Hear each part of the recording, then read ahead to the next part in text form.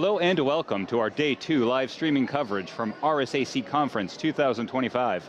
I'm Jameson Cush with Informa Tech Target and Ion Tech. And if you missed it earlier, we spoke with Dark Readings' Ariel Waldman about all the things she expects to see here at RSAC Conference 2025. Hint, it includes a lot of AI. Once again, joining me to share in the hosting duties is Informa Tech Target Editorial Director, Jen English. Hello. Jen, welcome, and tell me everything you know about Agentic AI.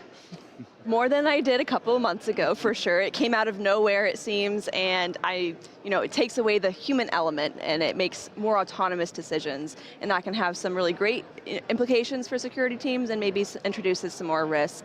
But it's everywhere at the conference, and we'll see what else we learn. Maybe I'll learn a little bit more. Well, you're about 10 steps ahead of me. Woo. Yeah. So, this is great because we have a guest who can actually speak to that. Excellent. Maybe a little later on in the conversation, but I'd like to introduce Ketaki Borade. She is a senior analyst of infrastructure security at Omdia. Welcome. Thank you so much for joining us. Thank you for having me. Please, the floor is yours. Tell us about yourself, your work, your background, and all that. Thank you, sure. So I'm an analyst on our infrastructure security service, where I am covering multiple topics when it comes to infrastructure. It's a really broad spectrum, so stay with me while I just go one by one. It's network security, where I'm looking at more quantitative analysis and what's happening in the market from terms of firewalls and IDS, IPSs.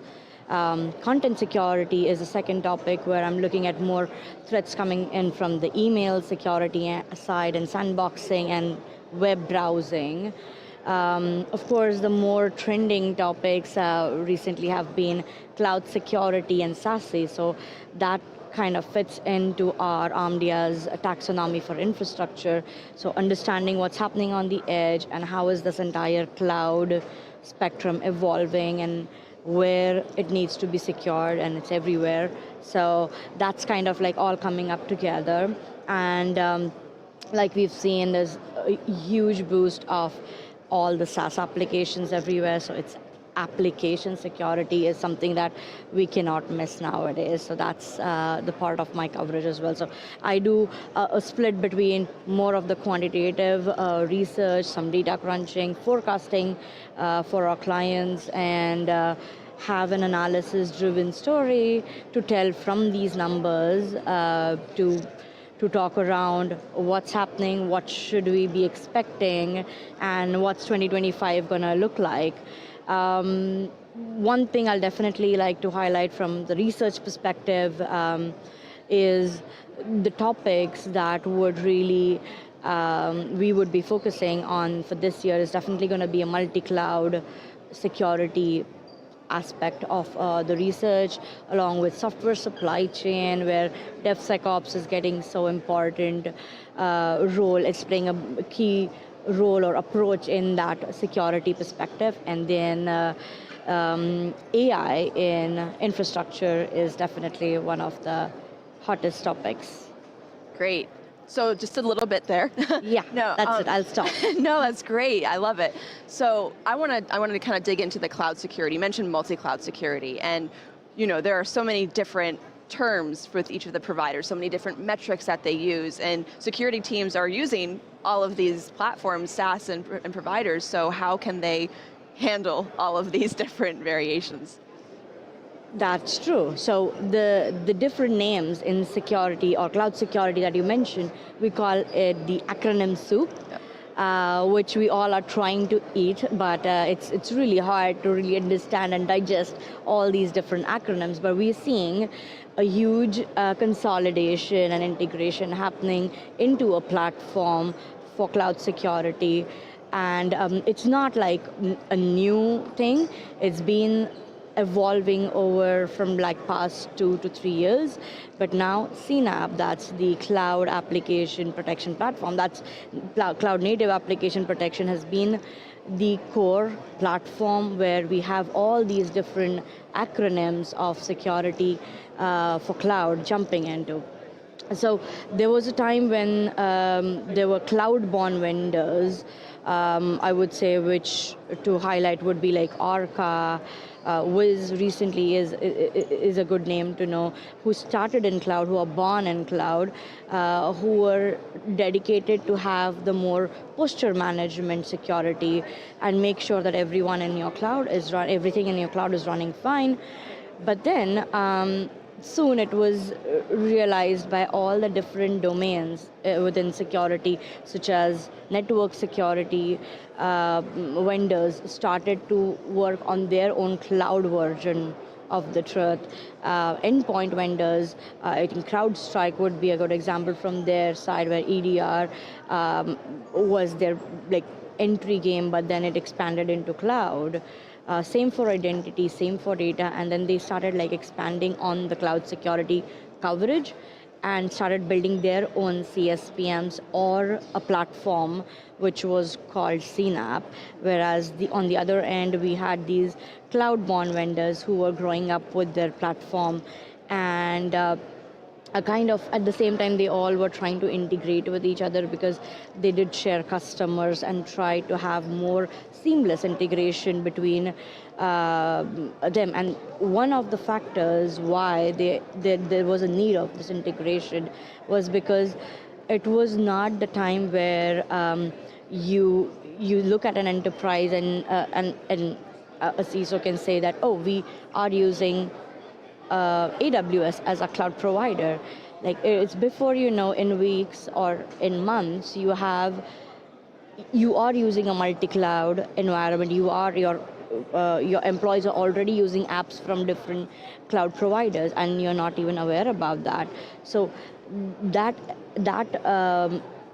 transformation was so quick, and that definitely the COVID pandemic phase accelerated that digital transformation of going into the cloud rather than working from an on-premises workload.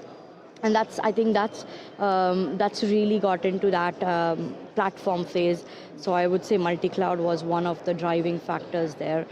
And after that, soon when we thought we kind of sorted or solved part of the problem, that we started seeing other problems where, okay, now we have lots of applications that everyone is using and are sitting across multiple infrastructures.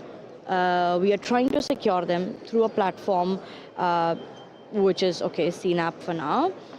But what about the security of the applications, or what about the app code that's been written? Who's going to look after that? And then soon we started moving at the entire security approach, I would say, just not the cloud, but have started moving more towards the left in the life cycle of that coding. And now we see developers are getting more attention, or have been tried to be involved in security way more earlier, because it's no developer really wants a security team coming in and telling, oh, you got to rewrite this, it's not working. So they were trying to catch these things way before they reach the deployment phase.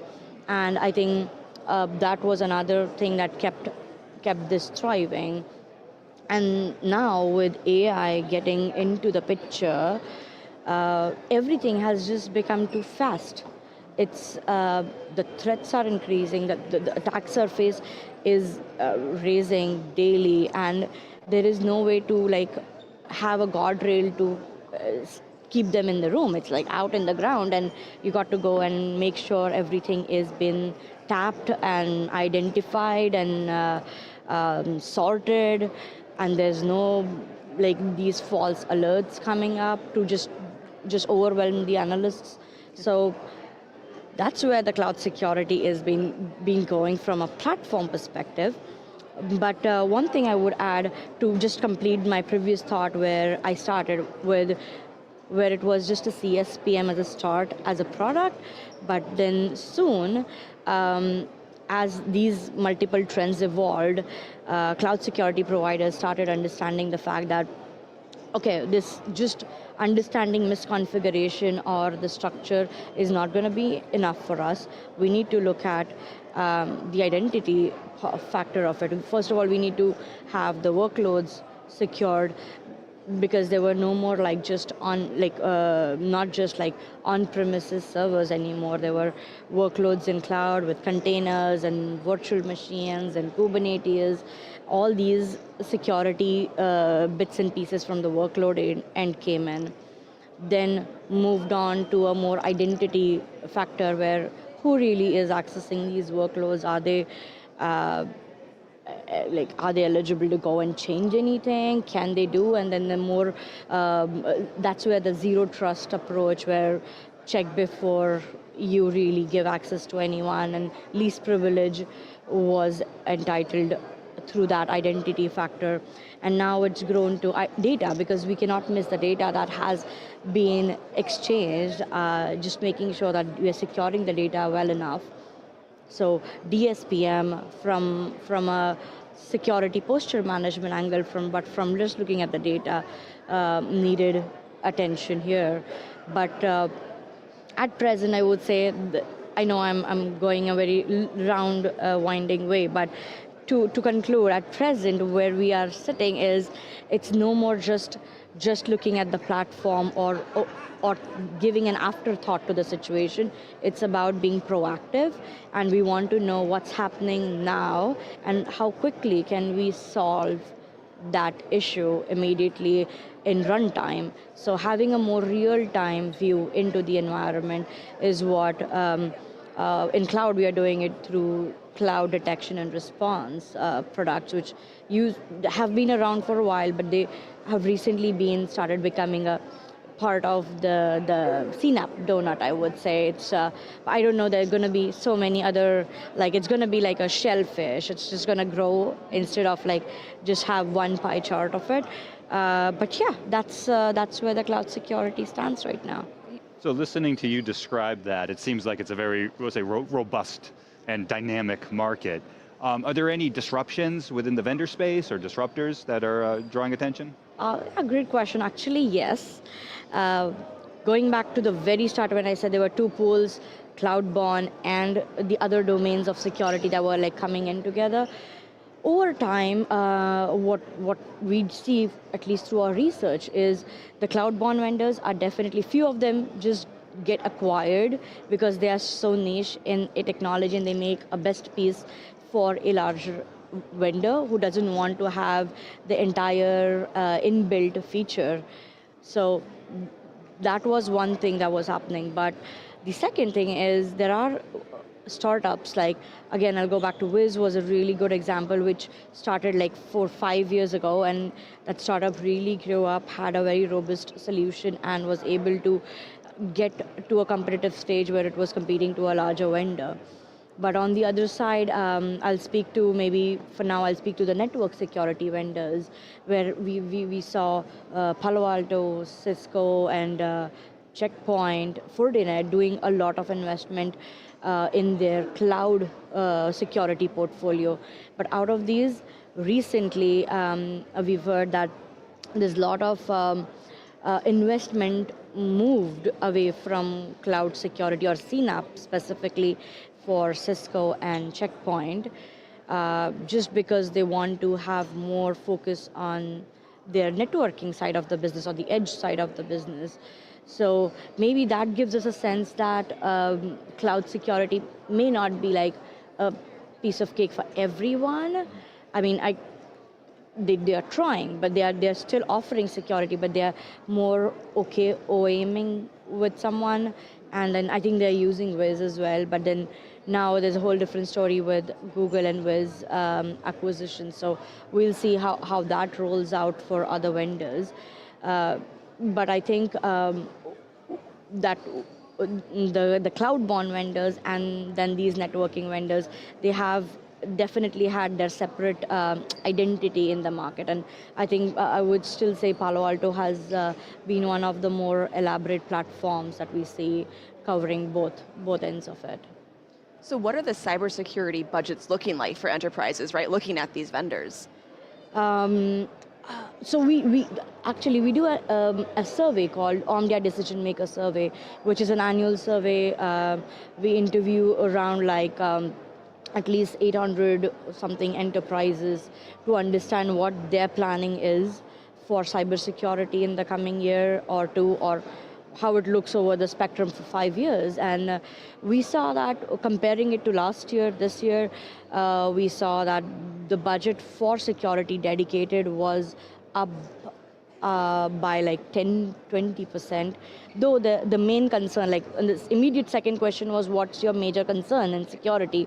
And they was like, oh, the budget, we don't have money. It's like, okay, but the budgets are actually going up. So it's just, I don't know, it's just getting expensive, or it's just getting more number of tools that is really making that happen. But when I tried to dig into it, it's like, okay, you're raising your budget by 10-20% is a big number compared to last year. So where are these really segregated? And the top concern is still a cloud security and then data security. So it was really interesting to see, okay, so you are putting money at the right places, but you're still not able to afford, and you still want to have a more integrated approach to the security. So I want to make sure that we do touch on Agentic AI because it's been 15 minutes since we brought it up. Oh, really? We're obligated. So what do you think the effect will be on infrastructure security, Agentic AI's effect on infrastructure security? I think Agentic AI is, so jokes apart, but last year I was counting, we almost thought of having a ticker of like having Gen AI, and like we wanted to count how many times we talk about that in one sentence. So this year it's Agentic AI, I think. Close to Gen AI. But yeah, well, it was too heavy to carry the ticker, so I did not. But yes, that has been the talk of RSA. There's usually, like we were talking previously, I was telling you that there's usually some buzzword that comes up at RSAC, and then that sticks around for a year till the next event is there. So I think this time it's definitely Agentic AI or AI agents.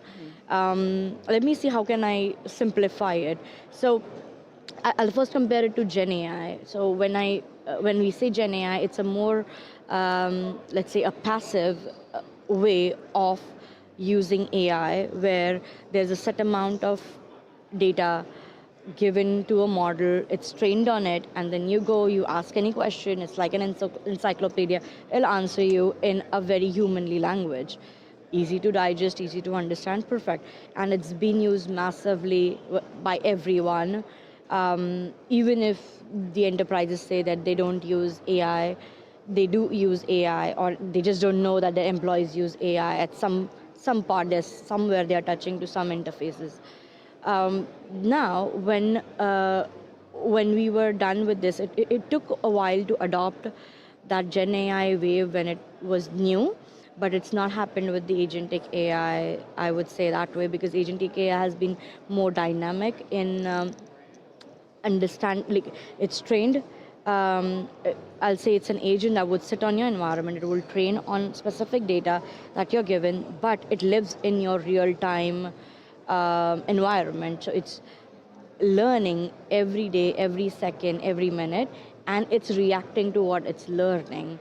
Now, the tricky part here is, though there are a lot of vendors I've been talking who are now focused on Gen AI security, or AI security, are basically trying to either have agents or are talking about securing the AI, which is a good break for some sake than compared to last year, because last year everyone was talking, oh, we are using AI to enhance our product, or we are using AI in the product, and AI has been there for years, so everyone used AI in some part, but now it's more about not using AI in a product as a feature, but security of the AI that has been implemented in your product. So it rolls down to the models, the LLMs, and the data points and everything. So the focus has gone there.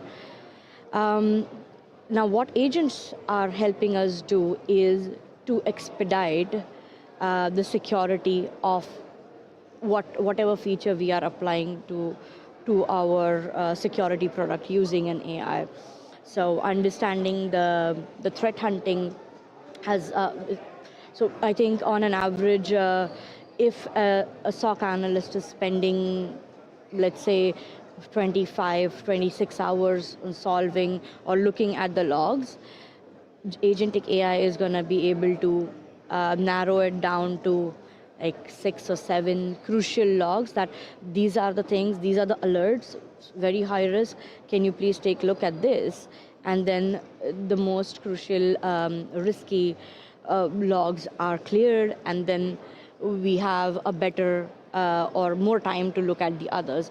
But that's been done through allotting policies in a way where the user itself says that, okay, if you flag a word finances, revenue, financials for the quarter, just mark it medium risk, high risk, and do not let it pass through the particular prompt. And then those things would be pulled out depending on the policies. So I think that has really helped to expedite the work of the analysts in the SOC team, which is saving a lot of time for them. Great. So what are you hoping to get from the conference? Okay. What do you expect to see? What's everything. Some footsteps, walking. Right.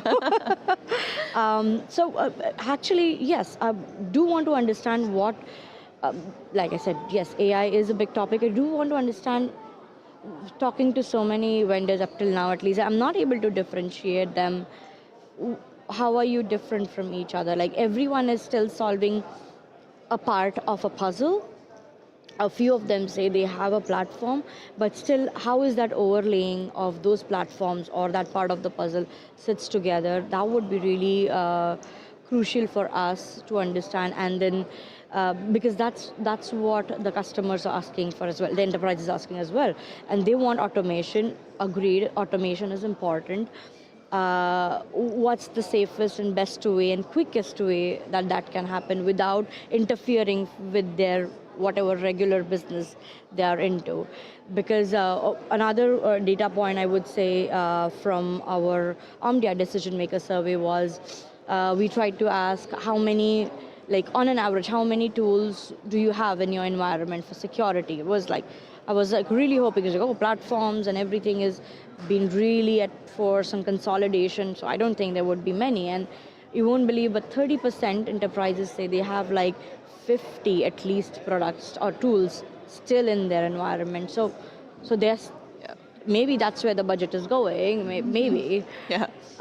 So yeah, I think just having a more simpler answer to the question so that it's easy to communicate, because talking a lot of technical terms and topics and making it look fancy helps for marketing, but then the people who really need to use it needs to consume it in a more simpler way. So I would really want that messaging in a natural language. Yeah. Well, as someone who likes to consume this information in the most simple way, I definitely second that. Yes. Yes. Ketaki, thank you so much for joining us. Thank you for having me. Great talking. Jen, do you know more about Agentic AI now? I do. Maybe like 3% more, 5, we'll see. But you could do a presentation for me later. Okay, sure. Well, thank you, Jen. Thank you again, Ketaki, and thank you for joining us. Please check back all week where we will be broadcasting live from RSAC Conference 2025. Until then, please like and subscribe.